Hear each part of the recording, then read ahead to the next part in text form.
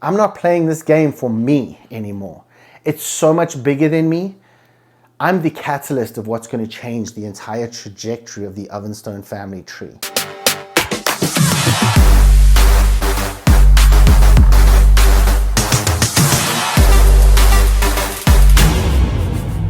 What's up? Welcome back to the channel. For those of you who are new here, my name is Byron Ovenstone. If you've been here before, thank you for joining me, guys. Ed Mylett talks about being the one, the dude that changes the entire game for your family, your lineage, everything, right? I 100% believe that I am that for my family. 0% doubt. Like in terms of like faith, I have 100,000 million% faith that I am that guy. So I literally get to a point where I'll do whatever the fuck it takes. I created that vision and I reverse engineer it down to the daily tasks. Now, what's funny is when you get really deep into this shit and you go fucking all in and you're not leaving a single stone unturned. And what's funny is when you go all in on being that guy, you're like, dude, I am the one. I'm going to change the fucking game for generations to come.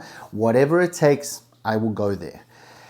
You get all kinds of weird and wonderful frictions and questions that come along the way. So I literally had a guy the other day go, hey man, when do you sleep?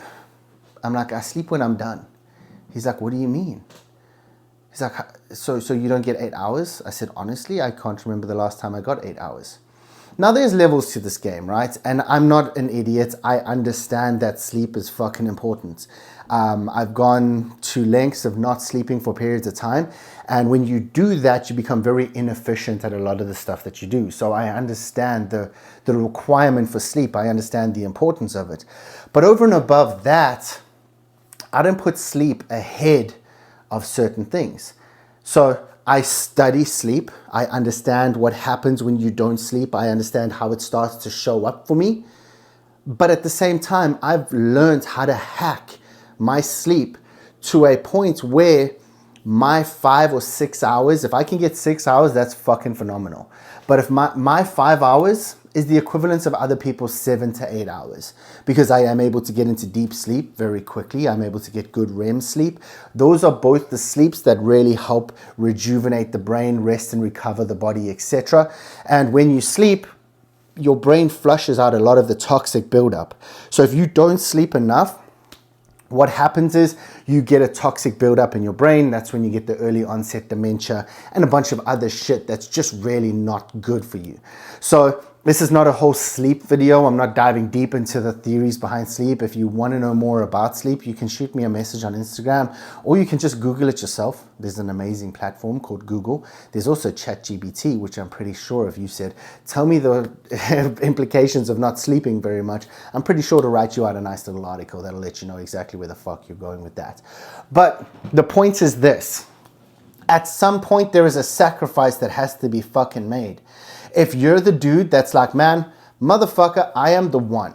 I'm going to do whatever the fuck it takes to take my family to that next level. I'm done with this paycheck to paycheck, fucking mediocre bullshit life where we just get by, we pretend to be okay with everything, but we're not okay. I don't like this. I'm going to change this. And whatever the fuck it takes, I will do it. When you get to that point, understand that sacrifices have to be made as a result. I don't party anymore. Why? Because it's not a good use of my time. Now, do I network? Absolutely. It's a good use of my time. But if I'm invited somewhere where the sole purpose is to just get fucked up and hang out, I'm good, bro. I'm going to be up at 2:30 tomorrow morning. Not a good use of my time. Hey, dude, you want to come out and hang and fucking network and meet some gangster people? Fuck yeah. Oh, by the way, you're probably going to get home at midnight. Not a problem, because I'll be up at 2:30 tomorrow morning and I'll run the same play I did today. Simple.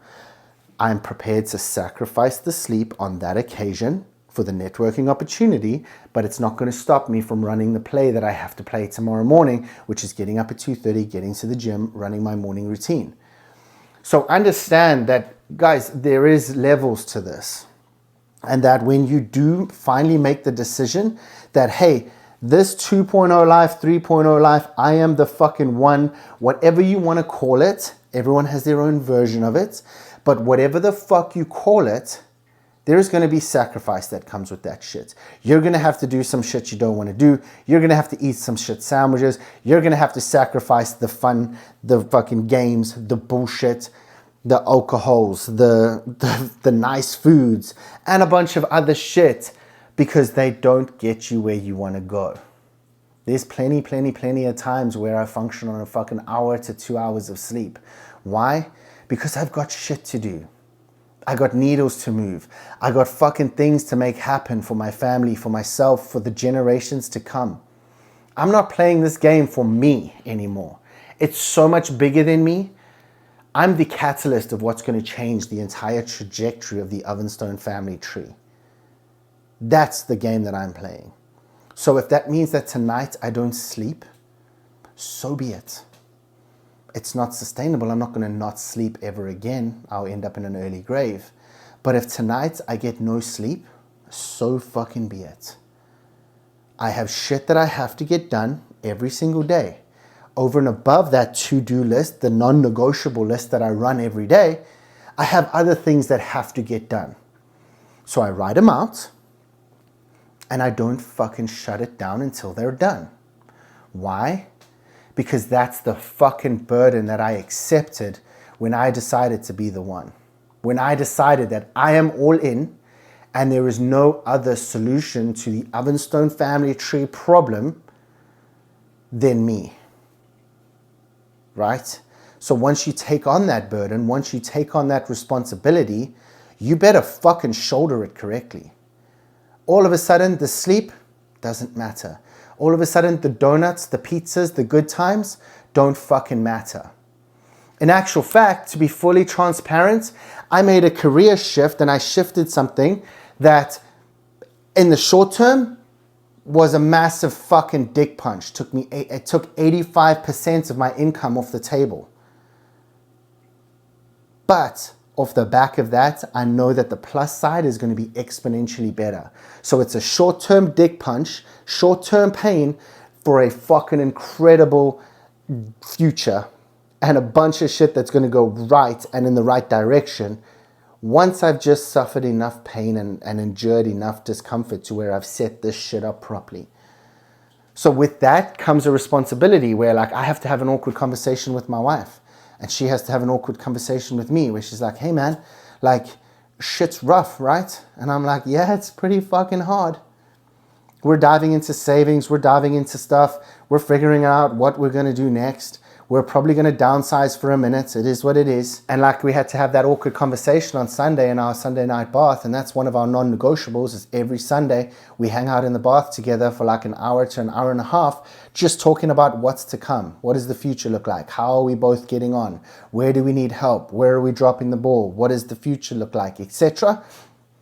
That was one of the conversations where it's like, hey man, maybe we need to think about curbing some spending and downsizing some stuff and getting rid of some of the nice to haves and really focus all in on the have to haves, because we're fucking eating away at savings at a rapid pace right now and it's putting a little bit of pressure.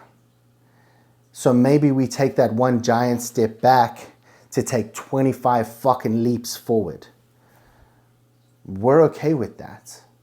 But over and above being able to have those awkward conversations and painting the future so that she can buy into it, you have to have that kind of open communication with your wife or your spouse to where they fully trust that what you're doing, you have under control. She's all in on what the fuck I'm doing. She's all about it and she trusts me indefinitely. Because to date, it's fucking worked out pretty good for everyone. So this is one of those times where it's like, hey, my love, this is going to be uncomfortable. We're going to take a step back for a minute. We're gonna fucking have to cut some costs around some of the stuff that we do that we don't necessarily need to do. And then from there, we're going to go all fucking in and springboard forward like a motherfucker. Are you on board? She's like, yep, absolutely. Run the play, bro. Sweet. Got it. So understand that once you've decided that you are the one, there is a level of responsibility that comes with that. There's a level of pain, discomfort, stress that comes with that. You need to be prepared to eat that shit sandwich whenever it occurs so that you can move further, longer, harder, faster, increase wealth, etc.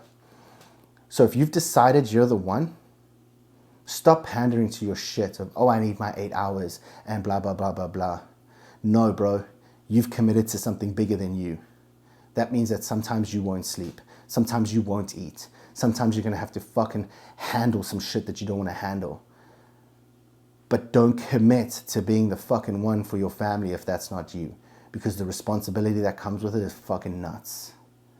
So don't take it on lightly thinking that it's a roller coaster ride where you just have a good time. Because you take dick punches all fucking day. I hope you guys found today's video useful. Like, subscribe, and share. I'll see you next time. Cheers for now.